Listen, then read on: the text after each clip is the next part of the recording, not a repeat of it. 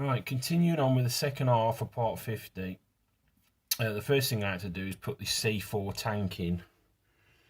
And that just sits in that little channel there at the back.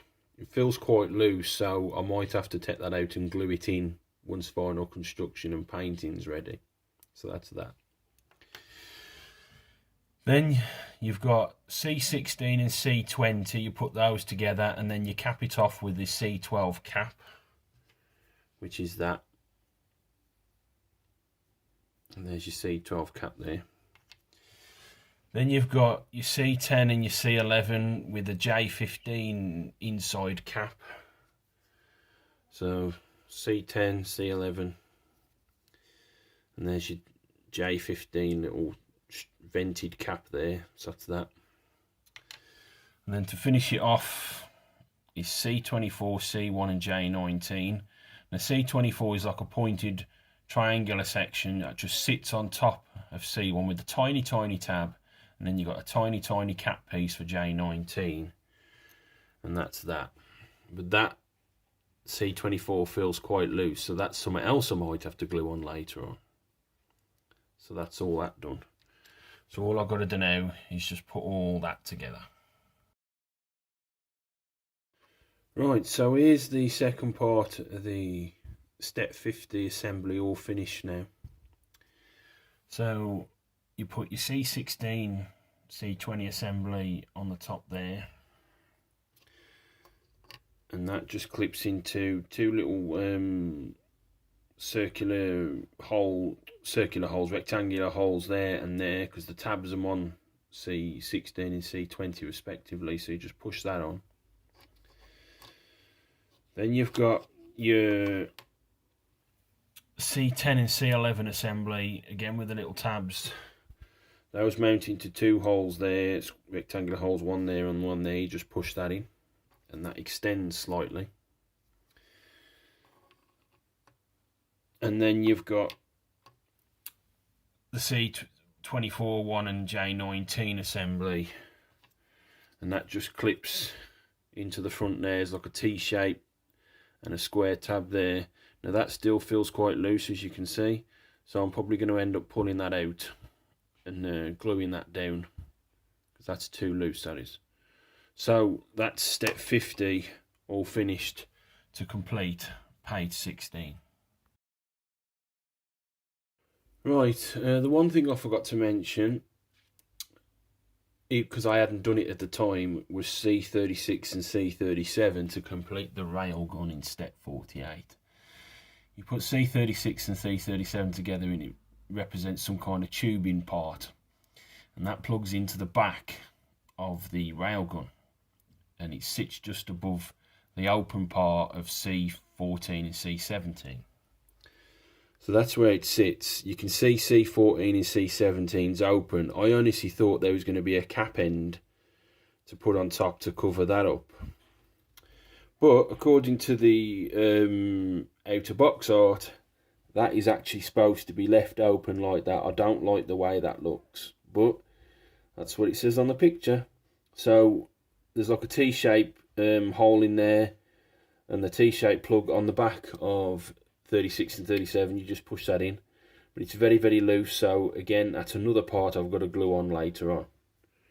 So my apologies for forgetting about that.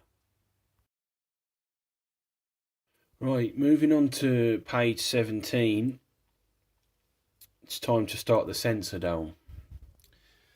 So page 17, step 51, so you've got C9, J14 and A24. I've got to put those together.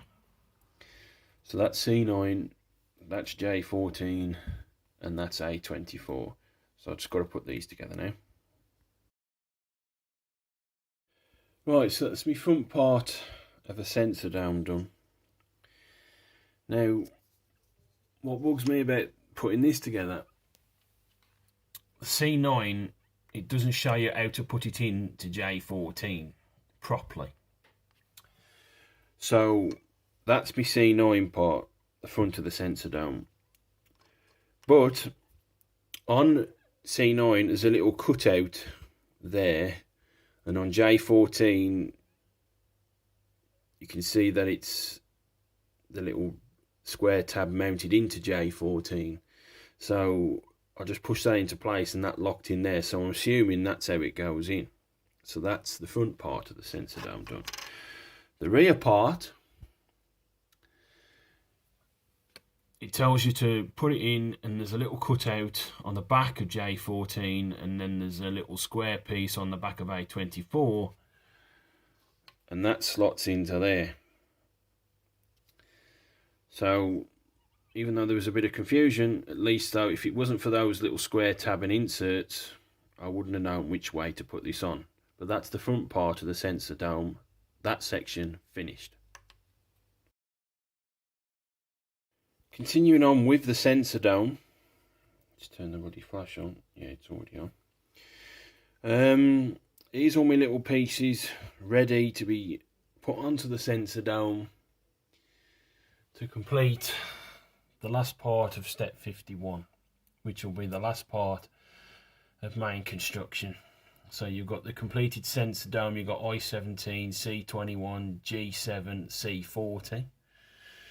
Then you've got C13 and J13. Now, what it doesn't tell me is how to put that in, because there's two pins at the back of J13 which sit into the C13 pinholes, but the only orientation that I've got is as a T shape on the back of the assembly 50, and the diagram of the lines and the detailing on C13, then I know how to put J13 into place. So there's J13 sitting in. I had to look at the orientation of this little inner tab and this little inner dentated tab, as opposed to the lines and the detail on that part of C13 to get J13 into the right position to plug into that T shape. So now all I've got to do is just put all this together. Right, so there's step 51 all complete. Excuse me. The sensor dome with all the little bits into the back of that armature from step 50 on page 16. So what you do is you plug I-17 into the back of C21. It doesn't really show you, it doesn't really tell you how to put it in, it just, you got to try and figure it out from the diagram. So you push that into there. Once you push that into there to complete C21 and I-17, that plugs in. There's a little tab on the back of I-17, that plugs into the top hole there. So that plugs in there. Then you've got G7 with the C40. Now you push C40 into G7, making sure the little plug faces backwards. And then once you've plugged it into G7, that goes into the lower hole there. But G7 is quite loose, so that's going to be something else I'm going to have to take out and glue that in. Then once you've done that, you get your C13, J13, plug it into the back of that T-shaped tab there, and a rectangular tab there. And that plugs on there like that. So there's your T-shape, there's your rectangular tab there. So you push that on. That's actually quite loose as well, so I might have to think about gluing that piece on.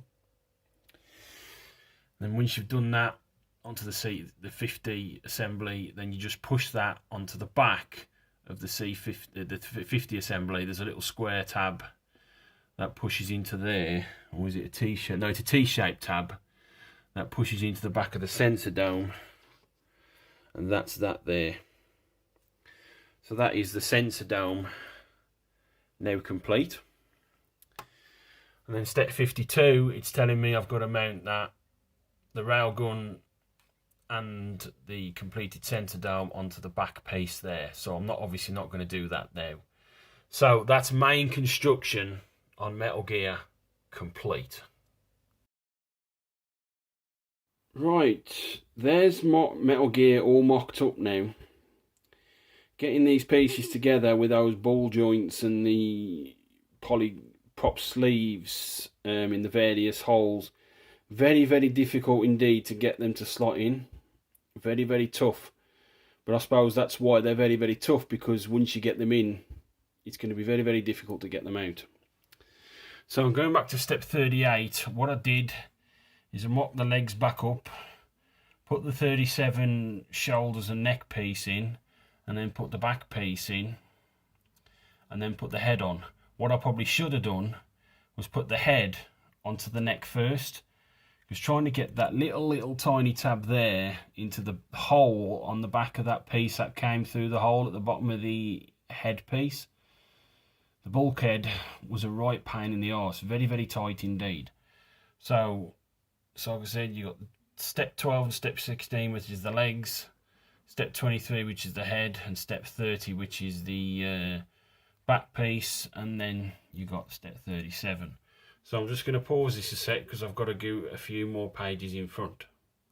Skipping a few pages, then you've got step 52, which it tells you to mount the step 48 of the railgun and the step 51 of the radar sensor dome, whatever you want to call it, into the side of there. Those were quite easy to get in, to be honest, into the back piece with the collars there. I'm just hoping they come back out again, because don't forget, I've still got to paint this. So turning it round slightly, like I said, it's looking absolutely fantastic. Putting this, actually picking this up as one piece, this actually weighs a ton. It is really heavy. So I suppose that's why it cost 100 quid. Going on to the back here, you got your clear base. So you've got your base and your clear parts for the stand to help it 100% stable. It will stand by itself, but I'll put the armature in. So you've got N4 into N2, then you put the N6 cap on to seal N2, then you put N1 in the hole there. Actually, the cap goes on the back of N1. Then you've got the N7, which goes into the back, top and bottom of N1. That slips into N3, and then N6 locks off N7. And it tells you to put it straight up. You've got the two variants. You've got the N5, which you can put in the centre, or you don't use the N5 and put it in the back corner like I've done, and then you've got to put it up in an angle. And then that snaps into the bottom of there, on the bottom of the neck and back piece. Where's that now? I think that's on the next stage. There it is. So it's telling you, if you remember those two little pieces on the bottom of the neck, though, you push that back and then you plug that into there like that. So that's exactly what I've done. It ain't in 100%. Like I said, it's only mocked up. But looking at this now, all mocked up, this is absolutely fantastic. I'm really, really well chuffed with just the unpainted results. My only gripe is, I wish they'd have done it in one shade of grey instead of like a light grey, medium grey, dark grey. Because some of these parts, especially these parts here, I'm going to have to primer those and then, or leave those the way they are and just put some black wash on. I wish it would have all been the same shade of light grey. But there it is. Metal Gear is all mocked up. Now it is the pain in the arse stages of masking and spray painting this thing.